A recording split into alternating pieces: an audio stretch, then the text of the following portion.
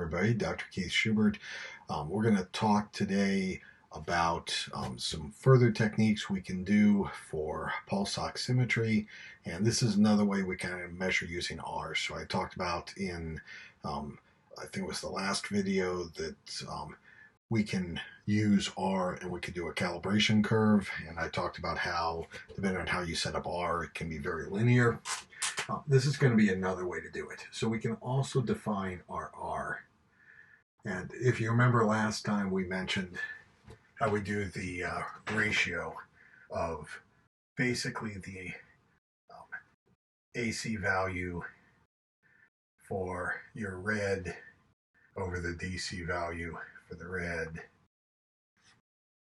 and take this and we can divide by the AC for the infrared, divide by the DC for the infrared.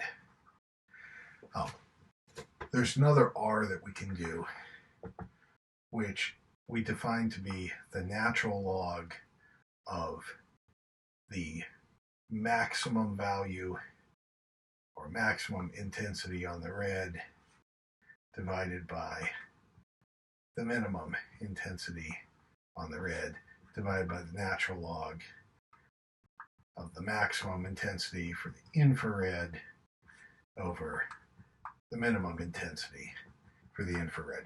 Now, if you remember, we had mentioned that our intensities are proportional to E to the minus, or the amount that makes it through.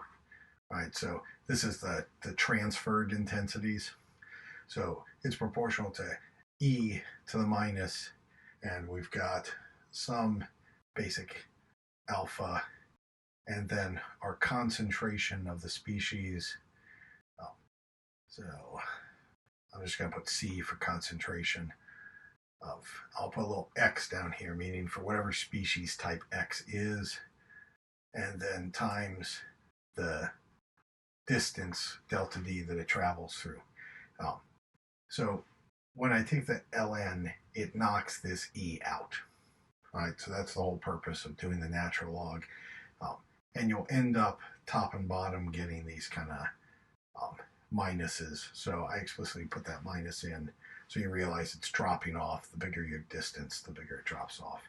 So when you do this, you end up with basically some coefficient alpha, right, that we get, and we'll get alpha that is measured at, so we're doing our reds, let's say alpha for our, let's say red for the oxygen one, times the concentration. I'm just going to put O instead of concentration O, because the deoxy, I'm just going to put a D.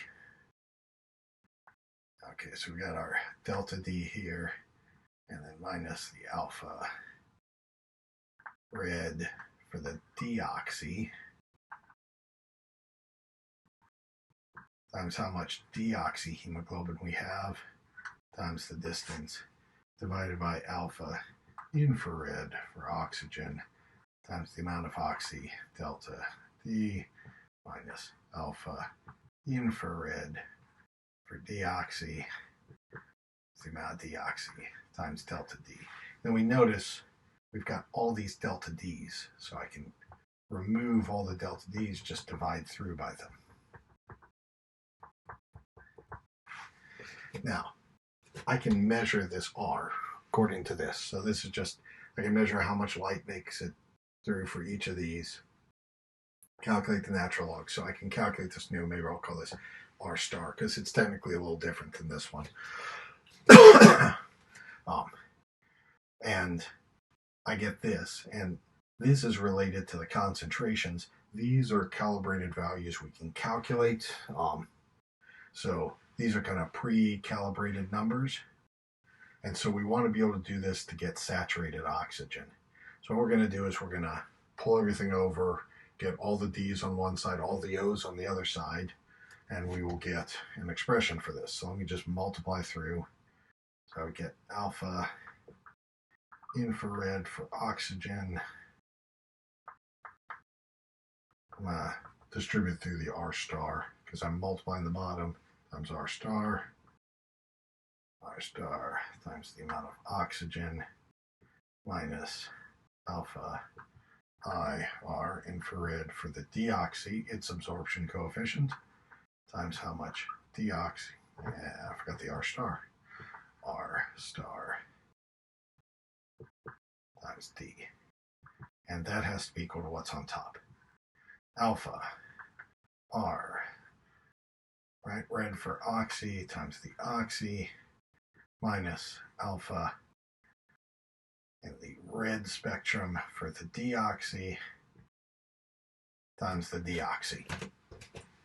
I'm going to move for the other side. I've noticed sometimes it's easier to write on that side, but I noticed that my voice doesn't carry as well. All right, so now I'm going to take this and I'm going to get all the deoxys on one side and all the oxys on the other. So that gives me alpha R D times the deoxy minus alpha I R D times the deoxy has to be equal to alpha R0 times the oxy minus alpha I R. I forgot the R star. Bad me. Alpha I R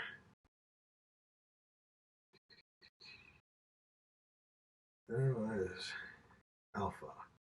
There's minus alpha I R. It's this term coming over. R star oxy. Okay. Make sure my equal stands out here. So just taking the deoxy term over, so it becomes positive, so I put first. I left this one here. This one comes over, becomes negative. That one stayed. Pull the deoxy out, and then I'm going to divide. When you pull deoxy out, you just get that. Same, pull the oxy out. I get that.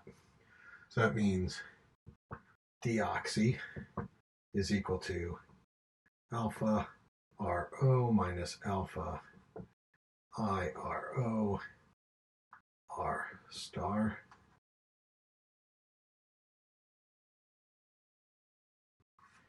divided by this side, alpha RD minus alpha IRD R star.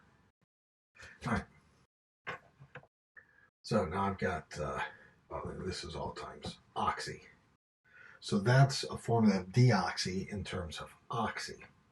But now I can take this, and I remember my SPO equation is how much oxy do you have over how much oxy plus deoxy. All right. But I can now get deoxy in terms of oxy and stick it in here. So I take this and I plug it in. And all of them will have oxy, so I'm just going to pull the oxy out. Oops. Oxy times 1 over 1 plus.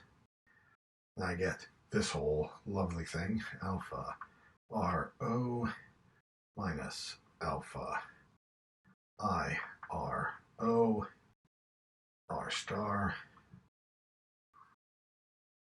divided by alpha RD minus alpha IRD R star. And then it's oxygen obviously pulled out into that multiplier. Okay, running out of room. I don't need this. This was just a back reference. The last step is just to multiply this bottom through so it just becomes a little cleaner on this. And actually, oops, that is wrong. Hold up. So I had O on top and O's on the bottom for both because I had, can't just pull an O out. I have O here, and I technically have O here, and I have O here. So the O on the top cancels the ones on the bottom, leaving the coefficient 1 in front of those two terms. Okay. Bad me, sorry. SPO. Alright, so just copying SPO up here. I've removed all the O's, so I just leave what's left. Is equal to 1 over 1 plus this whole thing, right? Now, if I multiply through by this, I'm going to do it all at the same time because I don't want to do it twice. So this part will go here and here. So it's on the bottom. I multiply top and bottom by it. So it'll cancel out here. It'll multiply this one. It'll multiply the top. So I end up with alpha RO. Sorry, alpha RD. Ugh. How many copy mistakes can I make? Okay. Minus alpha IRD R star. So this copied up top. And it also will have to get on the 1. Alpha RD minus alpha IRD R star. And then I'm just left with this plus what's on the bottom. Or sorry, plus the top of this term on the bottom. Alpha RO minus alpha IRD R star. So that part's the IRO. Okay, let's be careful. This term multiplies here and top, so alpha RD minus alpha IRD R star. Yep. And then this one, alpha RO minus alpha IRO R star. There we go. Okay, so now SPO is what we want.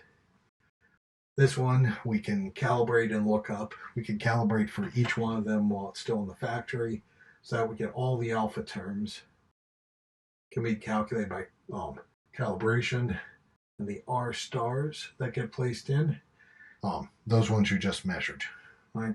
So you calculate that one by this, right? So since you can get this by taking the minimum and maximum that makes it through, away you go. So these two together give you a way to go from measurement with some calibration terms to your saturated oxygen. So this is one way that you can go about calculating from a pulse oximeter's measured values into a measurement of saturated oxygen in the blood. This is actually pretty good. A lot of machines will use this, so it is a contemporary one. A lot of other ones use an adaptive technique. Some use what we did last time. There's a couple different ways you can do this, but this is definitely one of them. So I just wanted to give you this technique also, so that when we get into actually processing the data, you've got a couple ways to look at it. Hope you're having a good day and everybody's staying safe and healthy. All right, have a good one.